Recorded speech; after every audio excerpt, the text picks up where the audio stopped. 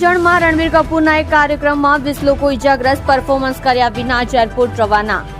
સુરતના અડાજણ ખાતે બોલિવૂડના સુપરસ્ટાર અભિનેતા રણબીર કપૂરનો એક કાર્યક્રમ રાખવામાં આવ્યો હતો। જો કે આ કાર્યક્રમમાં મોટી સંખ્યામાં ભીડ ઉમટી પડી હતી। રણબીર કપૂરને જોવા માટે ધક્કામુક્કી થઈ હતી, જેમાં 20 લોકો ઇજાગ્રસ્ત થયાના સમાચાર સામે આવ્યા છે। રણબીર કપૂર એક જ્વેલર્સના ઉદ્ઘાટન માટે આવ્યો હતો। પ્રાપ્ત માહિતી પ્રમાણે સુરત જિલ્લાના અડાજણમાં શનિવારે રણબીર કપૂર એક જ્વેલર્સના ઉદ્ઘાટન માટે આવ્યો હતો।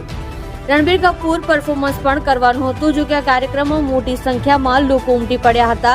આ દરમિયાન એકબીજા પર પડતા 20 લોકો ઇજાગ્રસ્ત થયા છે, જેમને સારવાર માટે હોસ્પિટલ ખસેડવામાં આવ્યા છે। બીજી તરફ રણબીર કપૂર પરફોર્મન્સ કર્યા વિના જ પરત ફર્યો છે। તમે જોઈ રહ્યા છો live India Today news channel. Reporter મનોજભાઈ સાથે, કેમેરામેન રમેશભાઈ જયસ્વાલની સાથે।